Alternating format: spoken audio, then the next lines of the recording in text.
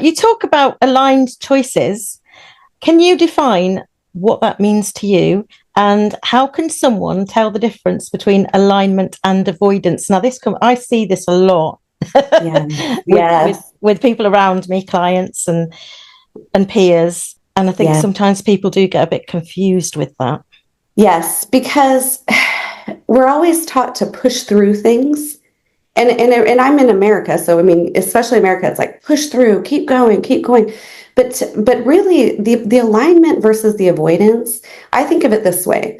Alignment feels light and breezy and like sunlight. It feels like fresh air. And avoidance feels like dark and heavy and depressing. It just feels Yeah. so heavy and dread. It feels like dread. And so that part, some decisions or bringing yourself into alignment, sometimes it's very easy. Like, if you go outside in nature, you're gonna feel good, right? Mm. But some things are easy, but some things aren't. So, like, even for example, taxes here, we just had tax season. And so getting my taxes done every year, I just don't love it. And so that's an example of one of those feelings of dread. But of course, I must do my taxes. Mm. And so the way I think of it in those circumstances where it's not as obvious on the front end is to actually imagine how you feel once you do what it is that you're contemplating. And so will I feel lighter and more breezy after it's done? Yes. And then okay, I'm going to push through this, maybe make it more pleasant along the way as much as I can. Maybe I'll have a nice cup of tea and a candle and make it really in a beautiful place doing my taxes. So it's a little more enjoyable, but I get it done. And then I know I'm going to feel better after. But if it's a decision that you need to make and you feel a little bit of like dread even after it's done, that's a very big indicator that it's not in alignment for you.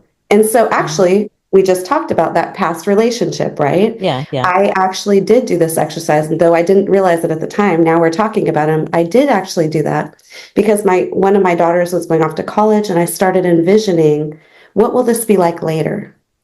And I felt dread. I just really felt dread. Like, even if we work out all the issues, will I feel Mm. better? No. And that's part of how I knew. That was actually the beginning of the end in a very good way. And then the Yeah, beginning of the beginning of yeah. everything, that came thereafter that Did, was did it really. take you a while to get there?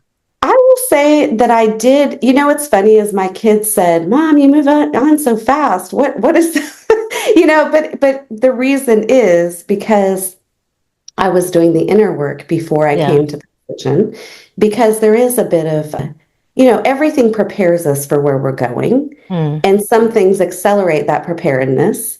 And so, yes, I would say that gosh, I don't know exactly how long, but in subtle little ways. Like, even you mentioned you were doing your podcast. Well, I was seeking out others because you know how they always say, who are the 5 people you're around the most? Yeah. Well, you know who my 5 people were? My ex and my 3 kids, and then some and clients. And so I was just not really expanding my connections and feeling like, it was like being a victim of circumstance Mm. because all of my life was built around what was. So it was incumbent upon me to create circumstances that were more ideal for my growth, for my expansion, and then doing the inner work and healing. And then once the moment arose, it was just, yep, got it all done. I know it. It's a great place to to finally Yes, it is. to finally come It is to a great. and be okay with that decision. Yeah.